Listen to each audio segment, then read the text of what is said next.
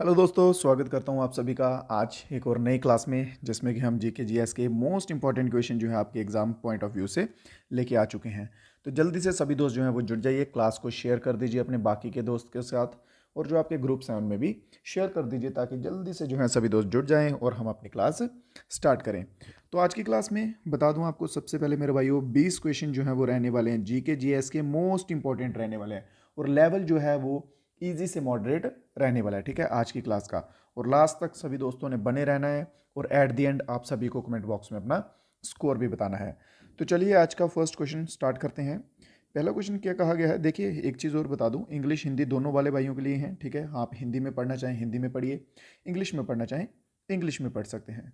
तो यहाँ पे फर्स्ट क्वेश्चन जो है आज का वो क्या पूछा गया है, विच इंडियन नेवल शिप, कौन सा भारत का जहाज जो है जिसने CMF-XOP ऑपरेशन सदर्न रेडिनेस में पार्टिसिपेट किया था। ठीक है, क्लियर है यहाँ तक आप सभी को क्वेश्चन। यहाँ पे पूछा गया है सदर्न रेडिनेस में कौन से शिप ने जो है वो पार्टिसिपेट किया था। तो IAS ऑप्शन नंबर सी यहाँ पे बिल्कुल सही रहेगा, INS सुनायना। ठीक है, तो INS सुनायना जो है बिल्कुल सही आंसर रहेगा। सभी दोस्त जो है वो साथ साथ में अपना आंसर देते जाएंगे। अगले क्वेश्चन की ओर चलते हैं। बहुत ही बेसिक सा क्वेश्चन है, नेपाल के ऊपर क्वेश्चन है कि नेपाल जो हमारा पड़ोसी देश है, अगर हम भारत के पॉइंट ऑफ व्यू से देखें तो नेपाल की लोकेशन जो है वो क्या बनती है। ठीक है, तो नेपाल जो भारत का एक पड़ोसी देश है जिसकी लोकेशन कहीं आप यहाँ कह सकते हैं। ठीक है, तो उसकी जो लोकेशन है भारत के पॉइंट ऑफ व्यू से कहाँ बनती है, क्या वो ईस्ट में आता है, नॉर्थ में, वेस्ट में, या साउथ में। बहुत ही इजी क्वेश्चन। ठीक है, तो इसकी जो लोकेशन है वो बनती है हमारे कहाँ में, नॉर्थ में।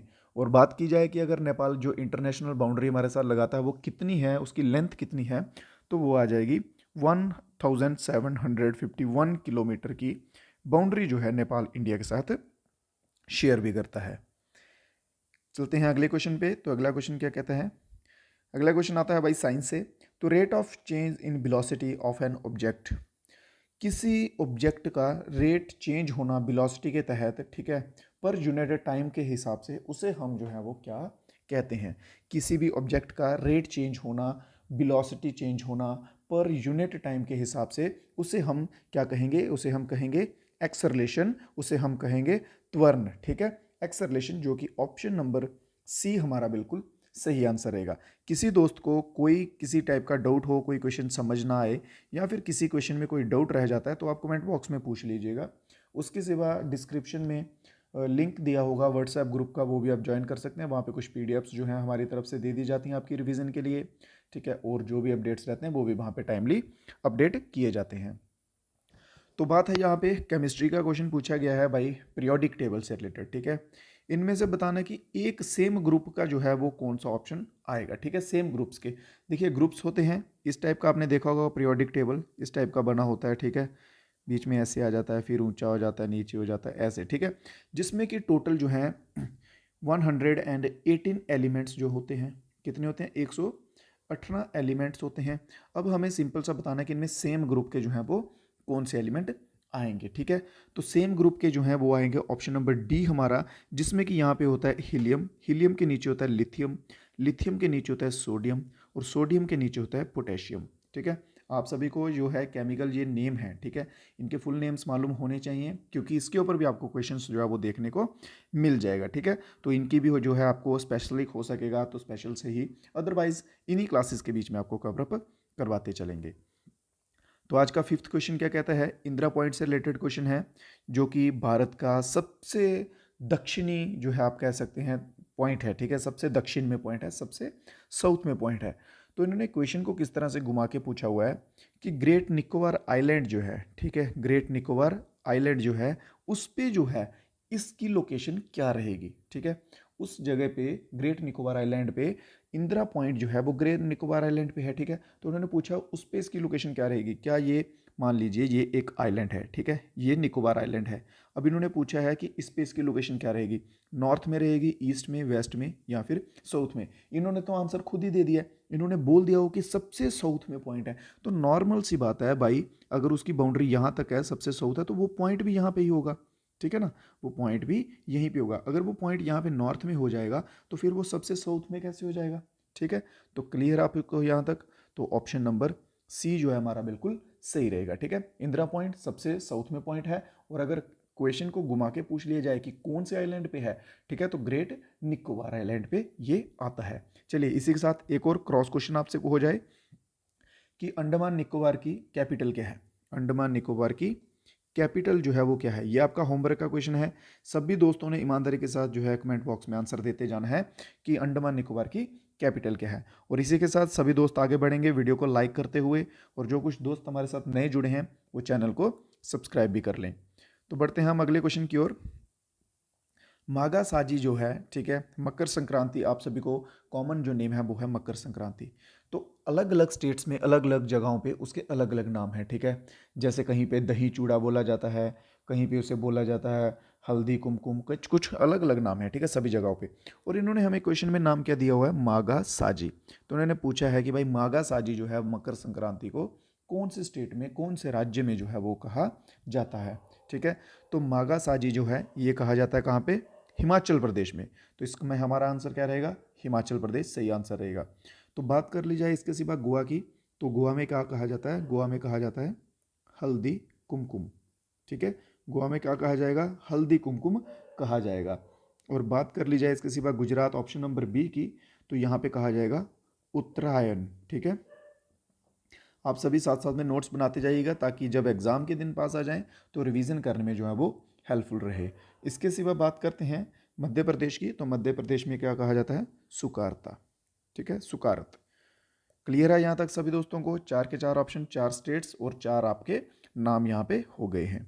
चलते हैं इसी के साथ नेक्स्ट क्वेश्चन पे। अगला क्वेश्चन क्या कहता है, धरती के अंदर जो इंटीरियर, ठीक है, फोर्स लगती है उसे हम क्या कहते हैं, इसे इंटीरियर फोर्स भी कहा जाता है। ठीक है, तो धरती के अंदर को जो फोर्स लगती है, act in interior of the earth और कॉल्ड, तो उस बल को जो है, उस फोर्स को, उस शक्ति को हम क्या कहते हैं, तो इसे कहते हैं हम एंडोजेनिक। ठीक है, कई बार एंडोजेनेटिक भी होता है। ठीक है, एंडोजेनिक जो फोर्स है जिसे हम इंटरनल फोर्स या इंटीरियर फोर्स भी कहते हैं, ये हमारा बिल्कुल सही बात आंसर रहेगा। अगर इंटीरियर की जगह एक्सटीरियर होता, ठीक है, बाहर की जगह का होता, तो यहाँ पे क्या होता है, एक्सोजेनिक। क्लियर है यहाँ तक, एक्सोजेनिक, एंडोजेनिक। ठीक है, अंदर होगा तो एंडोजेनिक, एक्सो बाहर होगा तो एक्सोजेनिक। और ये फिक्शनल फोर्स कौन सी होती है, जब दो चीज़ें, कोई भी दो ऑब्जेक्ट्स हैं, मान लीजिए एक ये ऑब्जेक्ट हो गया और एक ये ऑब्जेक्ट हो गया, जब ये दोनों ऑब्जेक्ट आपस में रब होंगे, एक दूसरे से घिसेंगे, तो वो जो फोर्स वहाँ पे लगेगी वो होती है फिक्शनल फोर्स या फ्रिक्शन, जिसे हम नॉर्मली कहते हैं। तो इसमें हमारा ऑप्शन नंबर कौन सा सही रहेगा, ऑप्शन नंबर ए जो है बिल्कुल सही रहेगा। सभी दोस्त कमेंट बॉक्स में अपने जो है वो आंसर बताते जाइएगा। नेक्स्ट क्वेश्चन जो है, नेक्स्ट क्वेश्चन, क्वेश्चन नंबर 128, और आज की क्लास का 8th क्वेश्चन जो है सलमान रुशीदी के ऊपर है। कि इन्होंने पूछा है कि भाई सलमान रुशीदी की वो बुक बताइए जिसमें कि उन्होंने जर्नी बताई है भारत से ब्रिटिश रूल की आज़ादी की, सॉरी, भारत से लेके ब्रिटिश रूल से आज़ादी तक की जर्नी, और फिर पार्टीशन जो हुआ था हमारा उसकी जर्नी। ठीक है, उस बुक का नाम बताइए। तो उस बुक का नाम जो है वो है midnight children. Option number D जो है इसमें बिल्कुल सही आंसर रहेगा। अगले क्वेश्चन पे चलते हैं। Where did Dadabhai Naoroji set up East India Association. East India Association जो है वो दादा भाई नरोजे जी के द्वारा जो है वो स्थापित किया गया था 1866 में। ठीक है, कब किया गया था, 1866 में जो है नरोजे जी के द्वारा, दादा भाई नरोजे के द्वारा किया गया था। बट इसके पीछे का मोटिव क्या था, इसके पीछे क्या करते थे, वो क्लैब करते थे इंडियंस के साथ, और जो कुछ रिटायर ऑफिसर्स होते थे ब्रिटिश आर्मी के उनके साथ। और ये काम किसके ऊपर करते थे, ये काम करते थे वेल विंग फॉर इंडियंस। ठीक है, इंडियंस के भले के लिए जो कुछ चीज़ें वहाँ पे इम्प्लीमेंट की जानी चाहिए जिनसे जो है इंडियंस का भला हो या उनके लिए फ़ायदेमंद हो, उसके ऊपर ये काम जो है वो करते थे। क्लियर है यहाँ तक।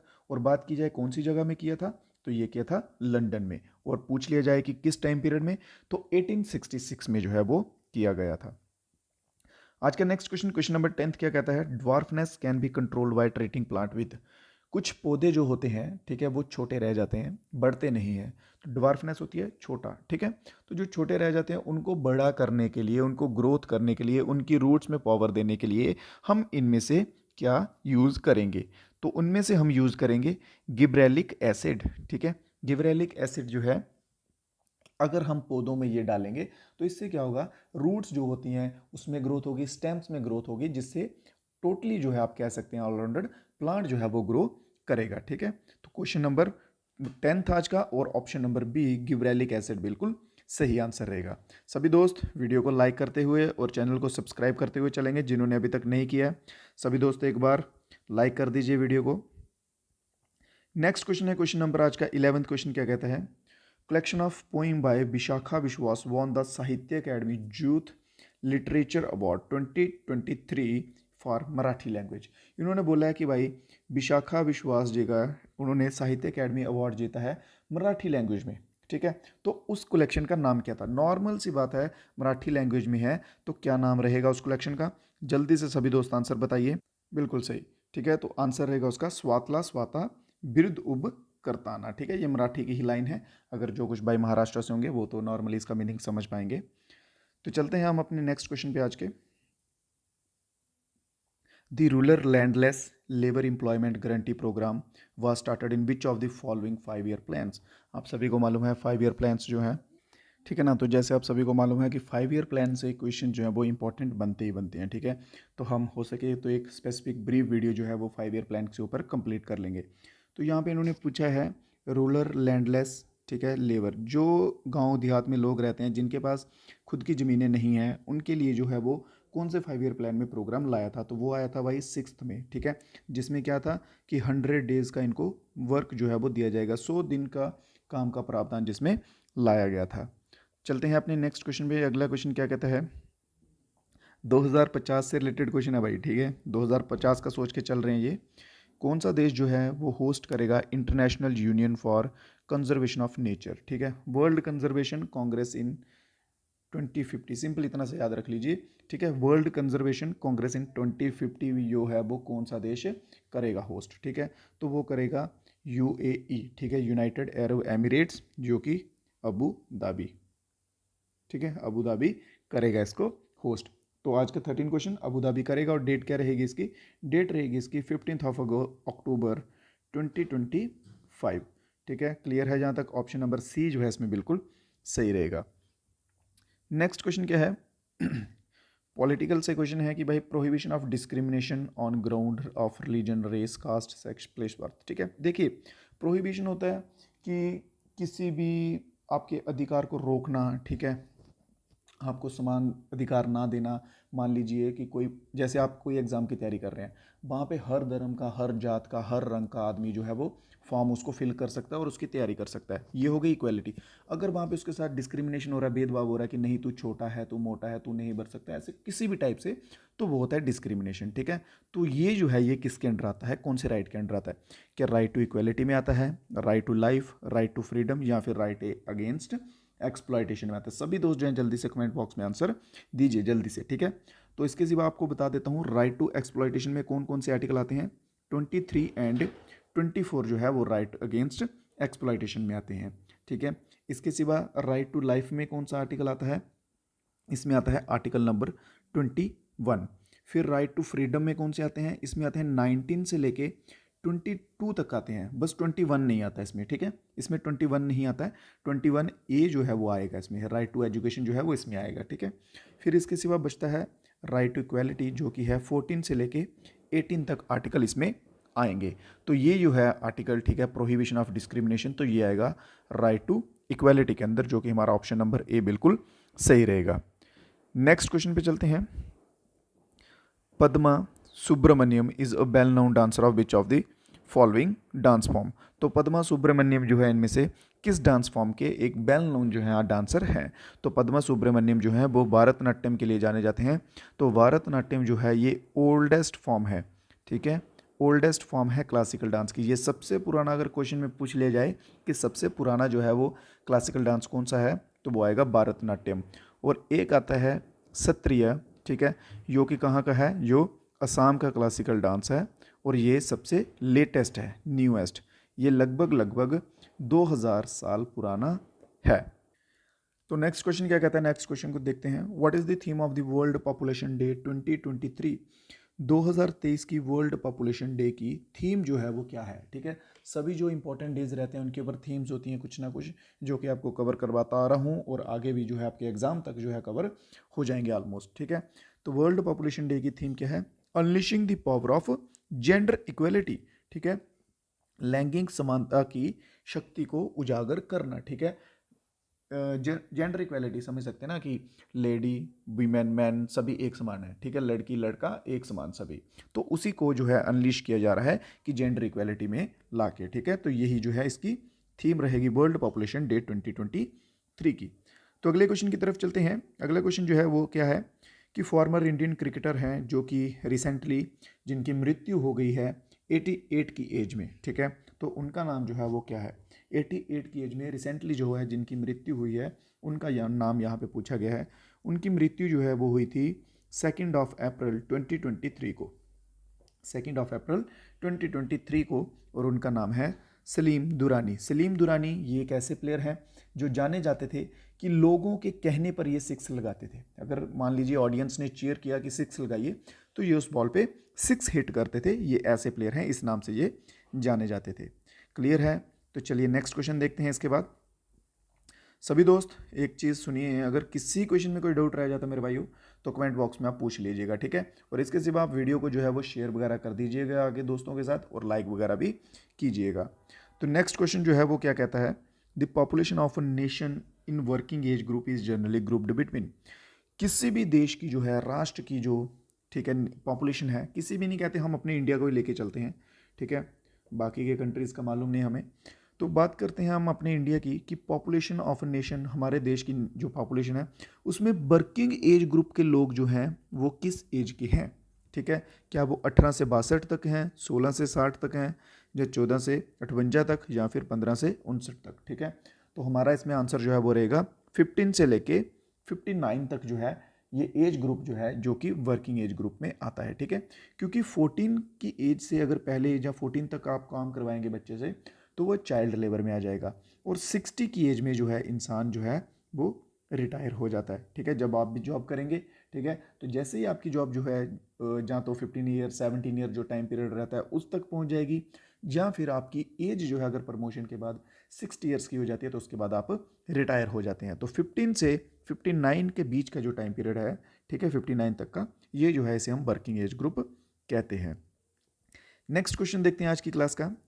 North India largest floating solar project, ठीक है, नॉर्थ इंडिया का, उत्तर भारत का सबसे बड़ा फ्लोटिंग प्रोजेक्ट, तैरता हुआ प्रोजेक्ट जो है वो कहाँ पे लॉन्च किया गया है?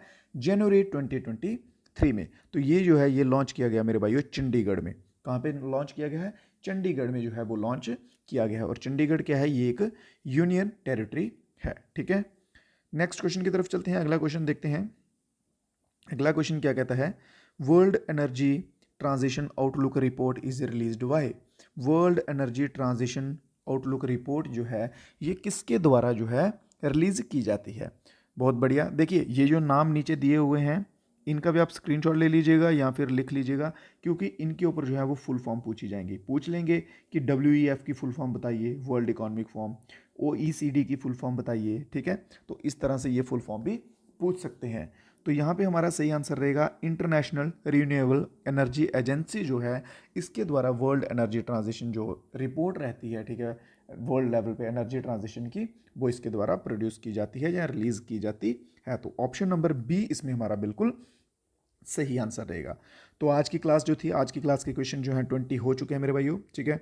सभी दोस्त एक बार ईमान से बता दीजिए कि 20 आउट ऑफ जो है आपका कितना स्कोर जा रहा है, और क्वेश्चंस का लेवल बता दीजिए। जो सबसे मेन बात है कि क्वेश्चन का जो है लेवल आपको ईजी लग रहा है, मॉडरेट लग रहा है या हार्ड लग रहा है, ठीक है।